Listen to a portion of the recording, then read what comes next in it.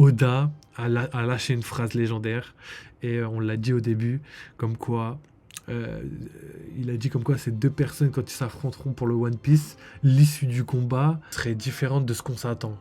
Si vous voulez vraiment la phrase, c'est... Mais je me demande si je peux changer la volonté de Luffy. La bataille entre ces deux personnages pour le One Piece pourrait avoir un résultat surprenant.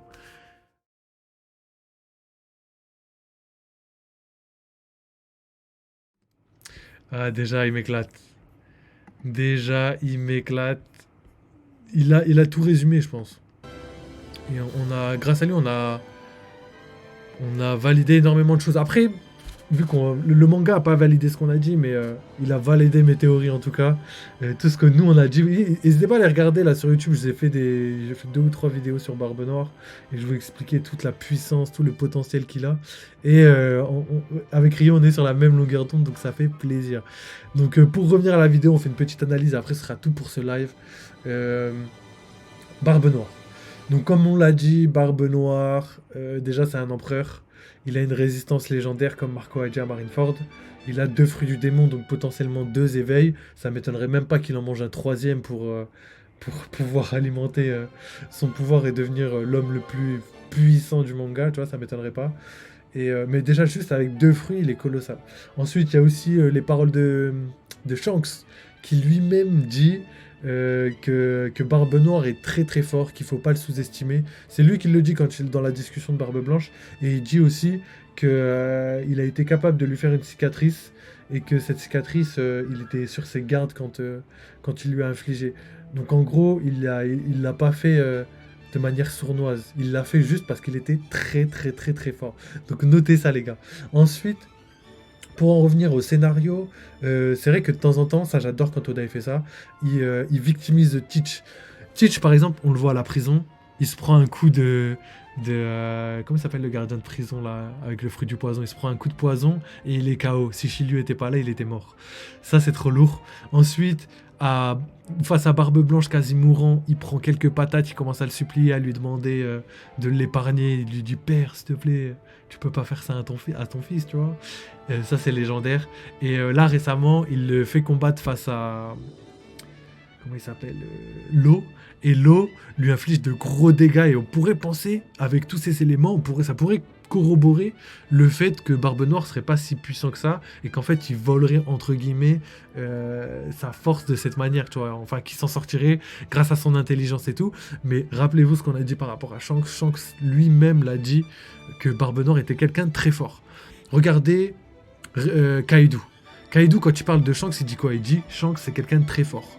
Pourquoi? Parce que c'est le minimum son égal, ou voire c'est quelqu'un de plus puissant. Et là, quand on voit Shanks dire, là c'est carrément au-dessus, c'est-à-dire que c'est Shanks qui dit que Barbe Noire est très fort. Ça veut dire quoi? Ça veut dire que... euh, ça veut dire très, très clairement que minimum Barbe Noire est égal à Shanks ou est plus fort que Shanks. Et ça ne m'étonnerait même pas. Après, il y a beaucoup de choses qui rentrent en compte. Est-ce qu'en 1v1 ce sera le même combat ou est-ce qu'avec son équipage il peut prendre le dessus, etc. Il y a les circonstances de combat à prendre en compte. Mais peut-être que dans un monde, et on le sait pas encore, Barbe Noire est bien plus fort que tout le monde, tu vois, et on le sait juste pas. Et que Barbe Noire, lui, pour l'instant, il fait comme on l'a très souvent dit sur la chaîne, et comme d'ailleurs Rio a répété, il suit un plan. C'est-à-dire qu'au début, il arrive, ce qu'il voulait, c'est capturer quelqu'un qui était suffisamment fort pour au moins, je dis bien au moins le faire devenir Shishibukai. C'est-à-dire qu'il voulait quelqu'un de minimum 100 millions et Ace, lui, valait 500 millions. Donc il se dit, vas-y, je vais combattre contre Luffy, mais Luffy part dans le ciel, il le rate et du coup, bah tant pis, il se bat contre Ace et il devient Shishibukai. Après Shishibukai, connaissez la suite, il part à la prison, il libère tout le monde grâce à son titre, il met en place un équipage légendaire et ensuite il ressort. Après être sorti, il va à Marineford. Il prend la tête de Barbe Blanche pour le prestige. Et après Marineford, il combat tout l'équipage de Barbe Blanche pour valider son level empereur. Très peu de temps après Marineford. Il y a des gens, ils veulent pas me croire, mais si, très peu de temps après Marineford, il s'est passé ça. Et c'est comme ça que Barbe Noire est devenu empereur. C'est-à-dire que déjà à Marineford, potentiellement, Barbe Noire avait déjà la force d'un empereur. Je dis bien potentiellement. Avec son deuxième fruit, il l'avait avant potentiellement. Ensuite, une fois qu'il a eu ça, il est arrivé dans le nouveau monde. Il a essayé de récupérer énormément de fruits. Il a augmenté la puissance de son équipage. Et il y a eu l'incident de Rocky Port. L'incident de Rocky Port qui avait pour finalité conquérir un territoire. Territoire de la Ruche, donc ancien territoire de Xébec. Est-ce que c'était son mentor? Est-ce qu'il a hérité de sa volonté? Ou est-ce que c'était son père? Ce que je peux affirmer personnellement, c'est qu'il a hérité de la volonté. Je pense que ça, tout le monde est d'accord. Est-ce que c'est son père? Il y a moyen que ce soit pas son père. Ça y est, ça se peut que, par exemple, Shanks ce soit le fils de Xébec et qu'en fait, il est Figarland du côté de sa mère. Et qu'en fait, c'était pas Garling son père, et que c'était juste le frère de Garling. Et là, Oda nous aura mis une grosse feinte, et tout le monde aura cru et a plongé dedans sans savoir que c'était pas du tout ça. Après, ils se ressemblent comme deux gouttes d'eau, donc il y a très fort probable que ce soit son père. Donc voilà, ou qu'ils soient de la même famille, en mode de frère, ou c'est son oncle, ou un truc comme ça, tu vois, c'est très très probable. Comme on l'a dit par rapport à la théorie. Donc une fois qu'on prend tout ça en compte, on peut très clairement se dire que Barbe Noire a un avenir tout tracé ou tout préparé dans tous les cas.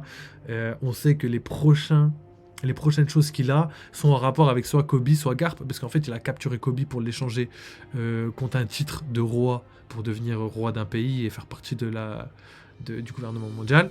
Et là peut-être qu'en fait il a échangé Kobe contre Garp, parce que Kobe il est considéré comme un héros, mais c'est pas le héros de la marine comme Garp qui a une symbolique légendaire.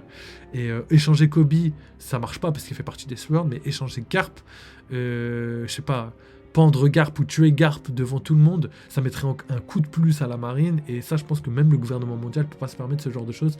Donc personnellement, je crois intimement que ça va pas se passer comme ça. Ils vont arriver, et ils vont sûrement échanger Garp contre un titre de Barbe Noire, comme si c'était un corsaire. Comme si c'était un corsaire, tu vois, ils ont aboli les grands corsaires, mais peut-être ils vont le garder lui comme corsaire parce que c'est le corsaire dont ils ont besoin. Et en plus, ça chamboulerait l'équilibre du monde parce qu'il y a 4 empereurs. Si un empereur rejoint la marine, entre guillemets, et le gouvernement mondial plus concrètement, là par contre, on aurait une puissance supérieure du côté du gouvernement mondial. D'ailleurs, ça expliquerait pourquoi Luffy a tellement d'alliés. C'est-à-dire qu'il a Shanks, il a Dragon, même si on ne le sait pas encore, mais bon, on connaît niveau scénario, c'est logique que Shanks rejoigne son équipage. On a quoi d'autre? On a énormément de choses. On a tout ce qui est toutes les personnes qui sont gentilles dans le monde, les révolutionnaires, toutes les alliances qu'ils ont avec les pays. On a peut-être des gens comme Germa, tu vois, chaque membre d'équipage a sa team, tu vois. Et même il y a sa flotte aussi qui est là du côté de Luffy. Donc il y a énormément de personnes du côté de Luffy. Donc ça m'étonnerait pas que Barbe Noire rejoigne le gouvernement mondial, mais pas pour rejoindre les pays entre guillemets fondateurs. Non, c'est pour plus tard encore grimper d'échelon et atteindre son, son, son but de roi du monde, de devenir roi du monde, ce qui pourrait concrètement faire et ce qui ne m'étonnerait pas du tout. On sait déjà que Barbe Noire a des très grosses ambitions et que tout comme Xebec, son but c'est de devenir roi du monde. Et pour ça, il va falloir qu'il aille voir le Gorosei, qu'il aille s'élever aux côtés du Gorosei et peut-être essayer de s'asseoir sur le trône vacant. Je pense que c'est le but ultime de Barbe Noire. C'est pour ça qu'il nous a été présenté. Et peut-être que Im-sama attend quelqu'un. Et on sait déjà qu'à l'époque, il y avait sûrement un Ji pendant le siècle oublié qui était du côté des méchants, entre guillemets. Et en tout cas, un Ji traître et un Ji du côté du bien. Donc ça ne m'étonnerait même pas que ce soit exactement la même chose pour Luffy, Barbe Noire, qui sont tous les deux des Ji. D'ailleurs, ça m'étonnerait pas non plus que dans la marine, ce soit la même chose, et que dans le gouvernement mondial, ce soit la même chose. Qu'il y ait des gens qui ont une bonne justice, et d'autres gens qui ont du mépris et un syndrome de supériorité, tu vois, un peu comme Barbe Noire, comme Im, comme le Gorosei, qui eux sont imbus de puissance.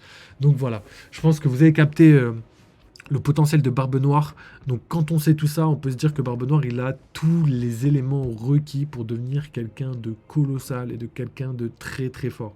On l'a vu, on le sait, juste 2 fruits du démon, 2 éveils, c'est colossal, c'est légendaire. Je pense qu'il n'y a pas de débat par rapport à ça. Et on verra plus tard, je l'espère, si tout ça va pouvoir se concrétiser. D'ailleurs, comme je vous l'ai dit, le pire, c'est que nous, on tient cette théorie depuis des mois. Mais là, aujourd'hui, même hier, pour être plus précis, Oda a lâché une phrase légendaire. Et on l'a dit au début, comme quoi... il a dit comme quoi ces deux personnes, quand ils s'affronteront pour le One Piece, l'issue du combat nous serait... je sais pas comment dire... nous serait pas logique, en gros. Elle serait différente de ce qu'on s'attend. Si vous voulez vraiment la phrase, c'est... Mais je me demande si je peux changer la volonté de Luffy. La bataille entre ces deux personnages pour le One Piece pourrait avoir un résultat surprenant. Donc, est-ce qu'ils vont s'allier? Ça, c'est le plus probable pour moi. Pourquoi? Parce que si Luffy perd et que Barbe Noire prend son fruit, mais wesh. Wesh, Barbe Noire. Nika Barbe Noire. Wesh. Il serait noir et blanc, non. Le mode cartoon Barbe Noire. Wesh, attends. Là, il y a trop de trucs qui fait que... je sais pas. Je pense pas que Luffy puisse perdre son fruit, mais est-ce qu'il peut perdre un combat encore? Bien sûr. Bien sûr. Et ça ne m'étonnerait même pas. Ça ne m'étonnerait même pas que ça arrive même là, très prochainement.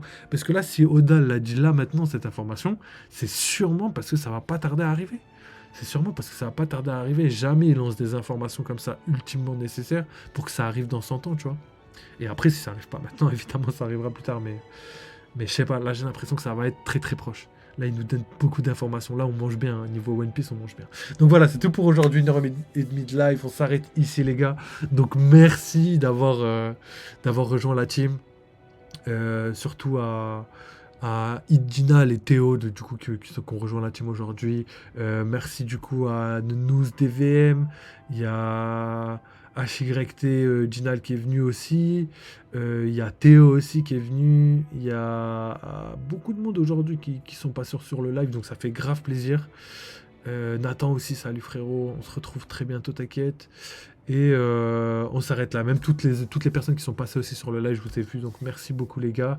Nous on se retrouve peut-être tout à l'heure pour un live jeu vidéo très petit, une demi-heure grand max. Je dis tout le temps ça et je reste 3 heures, mais là cette fois-ci une demi-heure grand max, j'ai beaucoup de taf.